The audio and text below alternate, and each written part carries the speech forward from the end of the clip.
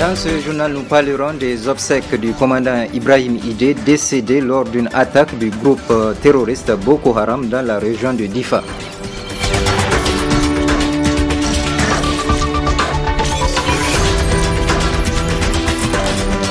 Ensuite, il sera question dans cette édition du point de presse animé cet après-midi par le président de la CENI concernant le vote qui aura lieu demain.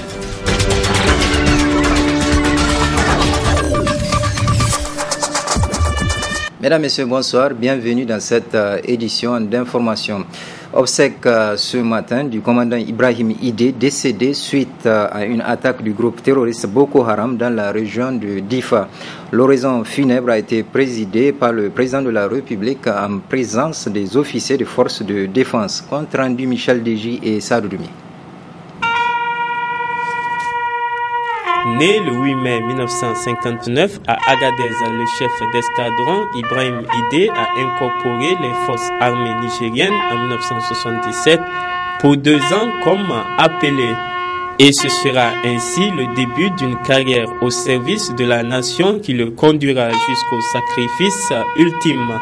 Tu fus affecté successivement au centre d'instruction de Tondbia le 1er janvier 1978, au 2e escadron blindé de Madawela le 1er août 1978, au 3e escadron blindé de Zander le 1er septembre 1987, au 4e escadron blindé de Tawa le 1er septembre 1991, au 34e compagnie saharienne motorisée d'Engigimi le 1er septembre 1998, au 423e escadron blindé d'Ottawa le 1er novembre 2011.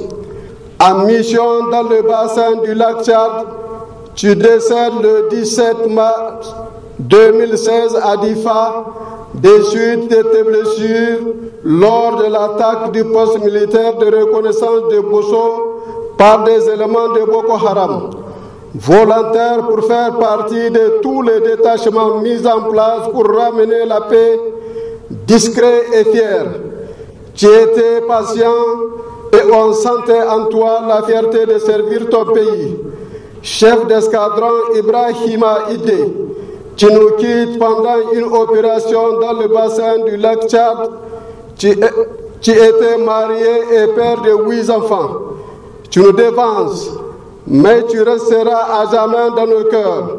Qu'Allah le Tout-Puissant t'accueille dans son paradis éternel. Amin. Le chef d'escadron Ibrahim Idé fut ensuite décoré à titre posthume par le ministre de l'Intérieur qui lui a décerné la croix d'availlance avec palme. Après s'être incliné devant le corps de l'illustre disparu en reconnaissance au service qu'il a rendu à la nation, le président de la République a présenté ses sincères condoléances aux proches et membres de sa famille. La dépouille mortelle fut ensuite conduite au cimetière musulman de Yantala où elle a trouvé sa dernière demeure. Ensuite, le premier rapporteur général de la Commission électorale nationale indépendante, Michael Zodi, suspend sa participation au sein de cette institution.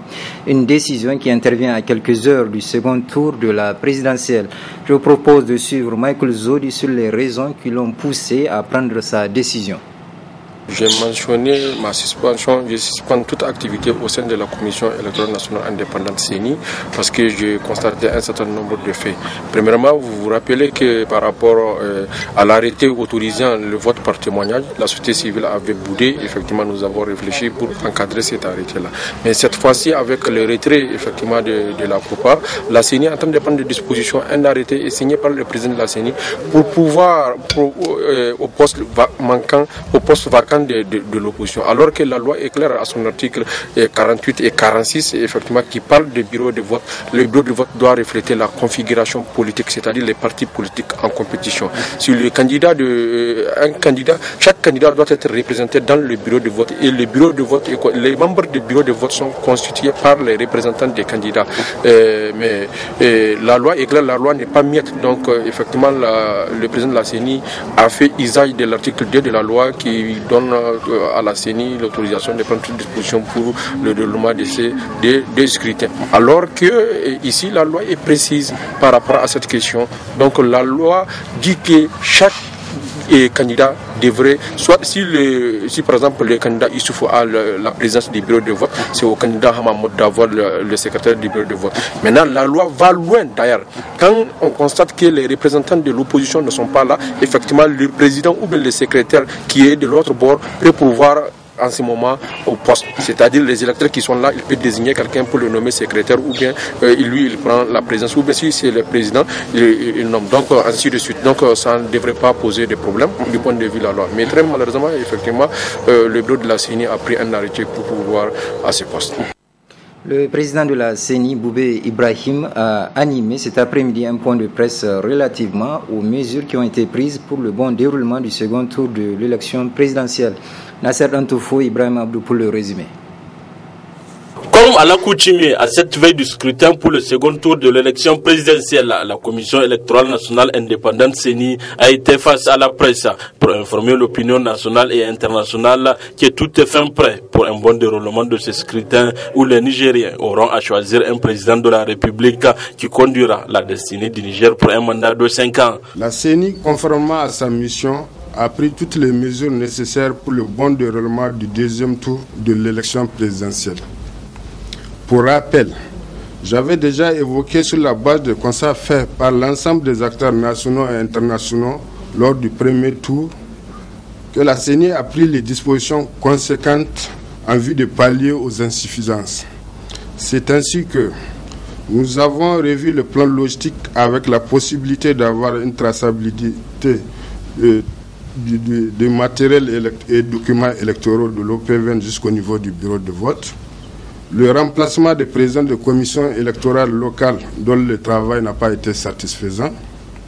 La formation des membres des commissions électorales décentralisées a été réalisée sur 3 axes. Ceux-ci ont à leur tour assuré la formation des membres du bureau de vote. Par ailleurs, la CENI a procédé à l'impression du bulletin de vote unique après avoir procédé à un tirage au sort de l'emplacement des candidats en présence d'un huissier de justice. Le retrait des représentants de l'opposition aux travaux de la CENI n'entrave aucunement le bon déroulement du scrutin. Nous avons aussi constaté que les représentants de l'opposition ont suspendu leur participation aux travaux de la CENI. Pour la constitution des bureaux de vote, nous avons adressé une correspondance aux 2 candidats le 14 mars 2016, leur demandant de proposer leurs représentants au plus tard le 16 mars 2016. À l'expiration du délai, j'ai pris un arrêté le 17 mars, conformément à l'article 2 de la loi électorale, autorisant les présidents des commissions électorale décentralisée à pourvoir au remplacement des membres du bureau de vote qui seraient absents. À ce jour, tous les matériels et documents sont dans le bureau de vote. Au niveau de la diaspora, toutes les missions sont arrivées sur place. Le président de la CENI a enfin appelé l'ensemble des citoyens à se mobiliser pour exercer leurs droits dans le calme et la sérénité.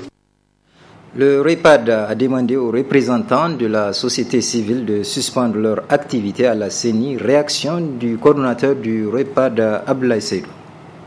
Il n'est un secret pour personne que les Nigériens sont invités à prendre part à un scrutin de second tour inédit au regard de tout ce qui a caractérisé, n'est-ce pas, la vie socio-politique de notre pays depuis, n'est-ce pas, le lancement du processus électoral qui a connu plusieurs situations critiques et qui a abouti à l'organisation, n'est-ce pas, du premier tour dont les résultats ont suscité pas mal de réactions, d'abord du point de vue de la mauvaise organisation et de tous les dysfonctionnements qui ont caractérisé le premier tour, puis par la suite de la réaction des acteurs concernés, notamment les acteurs politiques dont certains, n'est-ce pas, ont réfuté et rejeté donc les résultats qui en sont ici.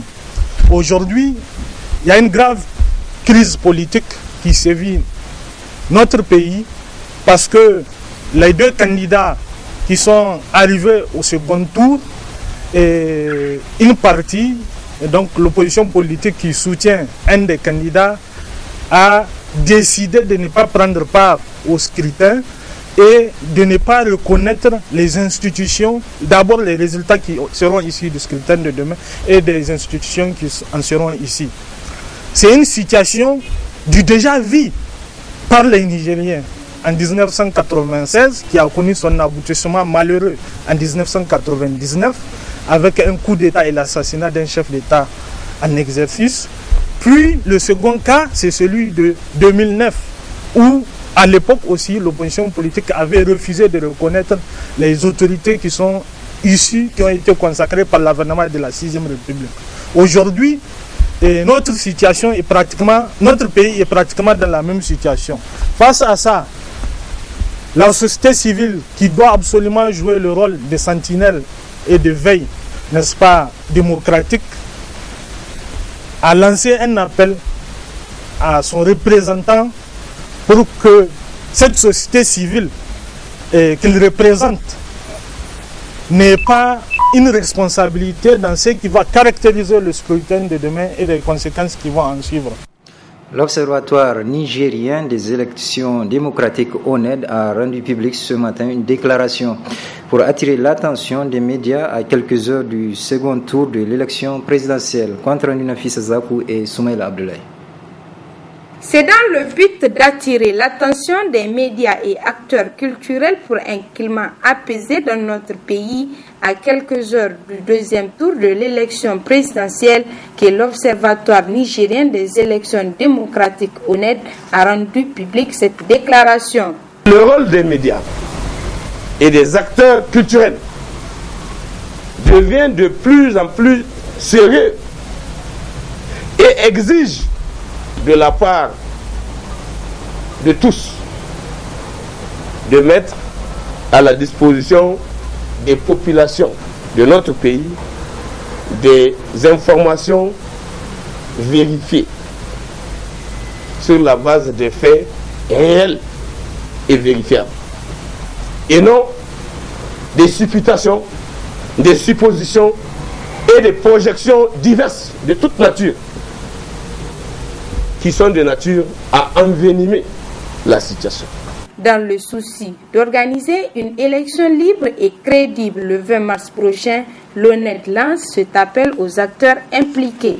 Tout en rappelant l'importance et la nécessité de mettre l'intérêt du Niger et de son peuple en avant pour favoriser le bien-être de tous, nous réitérons notre appel à la paix, à l'unité nationale, à la concorde nationale, à l'endroit des acteurs des médias, des leaders politiques, des leaders religieux, des chefs traditionnels, des acteurs culturels, ainsi qu'à toutes les bonnes volontés et à la communauté internationale pour ne ménager aucun effort pour assister notre pays dans ce moment crucial de notre histoire. Enfin, l'ONED lance un vibrant appel à toutes les autorités électorales, notamment la CENI, la Cour constitutionnelle et le Conseil supérieur de la communication, pour qu'ils continuent à exécuter les devoirs de leur charge en toute conscience et responsabilité dans le respect strict des textes en vigueur. L'ONED n'a pas manqué d'encourager les médias nationaux et les entrepreneurs culturels à développer les thèmes rassembleurs mettant en relief l'unité et la cohésion nationale. La mission d'observation électorale de la société civile de l'espace CEDEAO a livré aujourd'hui un message dans lequel elle appelle le peuple nigérien à voter dans le calme demain. La teneur du message avec Ogunshi Rock, coordonnateur de la mission. Je tiens à exprimer nos sincères remerciements à nos illustres hôtes, au peuple nigérien et aux autorités pour l'hospitalité accordée à toutes les missions internationales. À la communauté internationale pour l'élan de solidarité, l'accompagnement et le soutien efficace au peuple nigérien, aux acteurs politiques, et à la jeunesse nigérienne qui, en ce moment historique, ont su prendre leurs responsabilités pour contribuer à l'enracinement d'une culture de paix garantissant le fondement de tout État juste et stable. La préoccupation de l'heure n'est pas de demander au peuple et à la jeunesse de se jeter à la rue. La seule exigence capable de briser le cercle vicieux des maux qui provoquent notre déliquescence, c'est de compter sur notre génie créateur.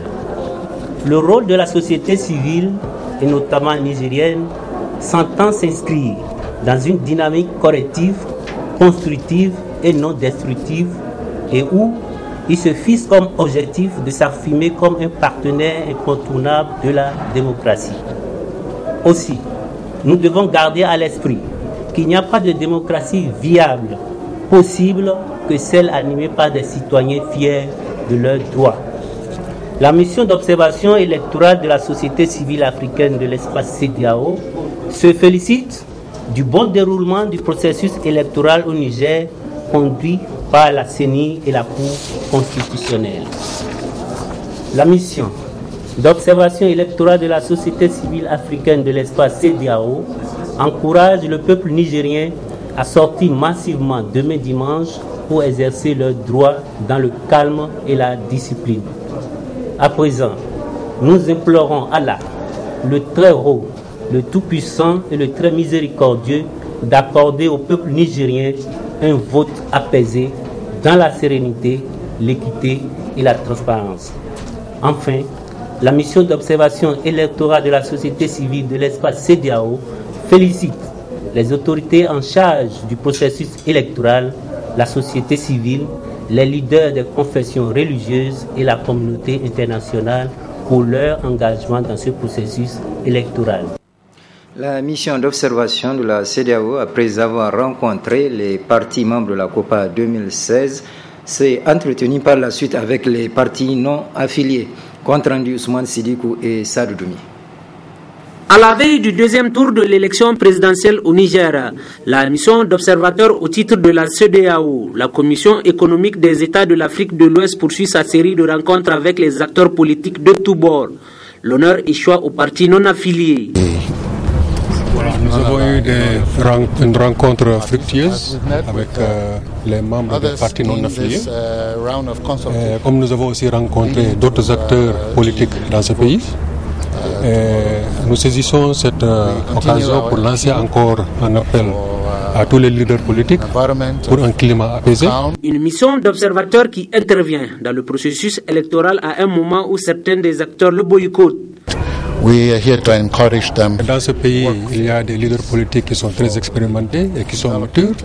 Et nous sommes sûrs et certains qu'ils vont trouver une solution.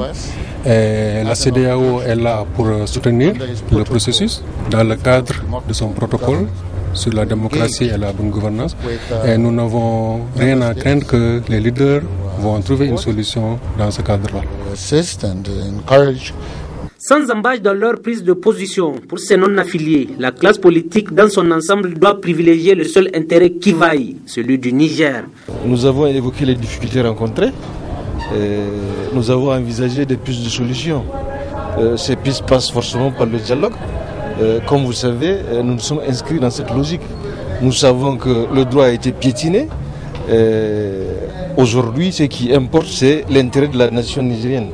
Que gagnent les populations du Niger dans cette élection présidentielle. Et pour nous, le plus important, c'est que cette classe politique se parle. Se parler et trouver les solutions à ce problème. Il est clair que le seul gagnant aujourd'hui doit être le peuple nigérien.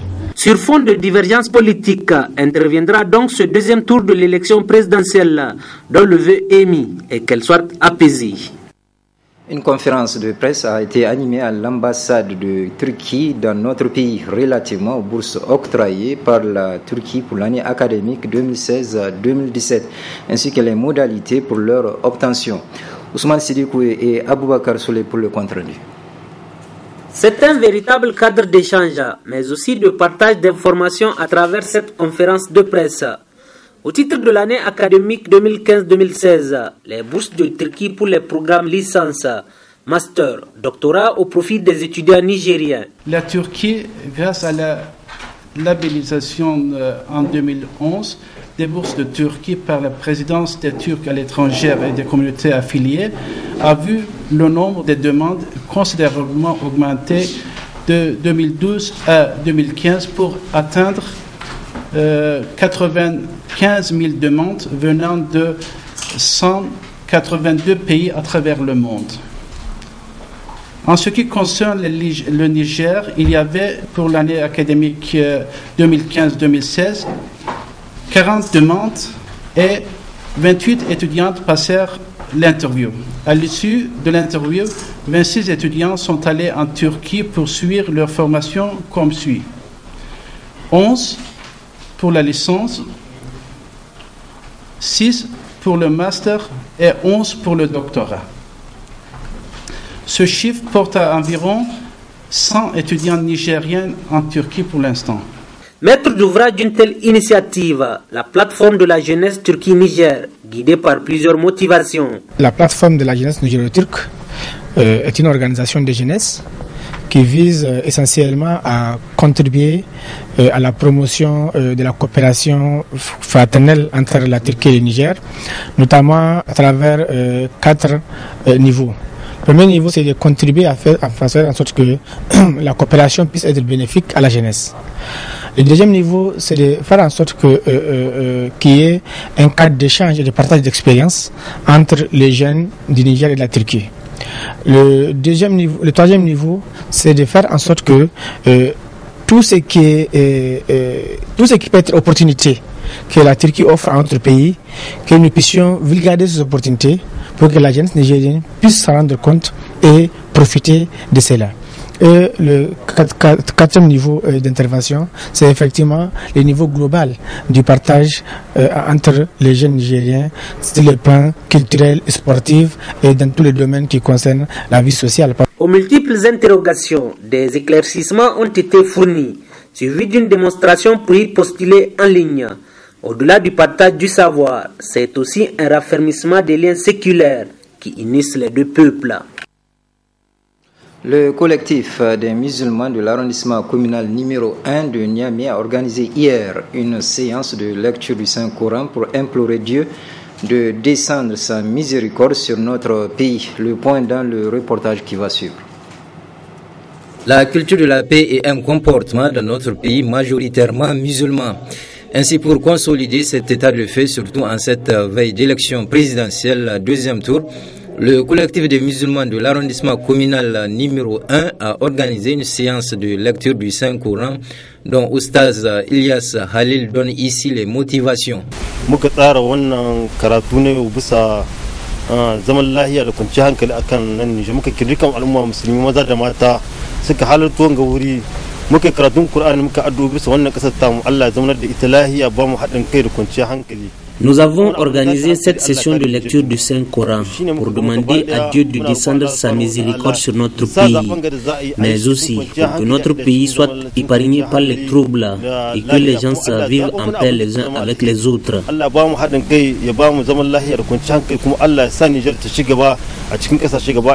Aussi, la paix n'a pas de prix. Il revient alors à l'ensemble des populations de s'investir davantage pour consolider la tranquillité dans notre pays. Ce journal est à présent terminé. Merci de l'avoir suivi. Je vous souhaite de passer une très bonne soirée.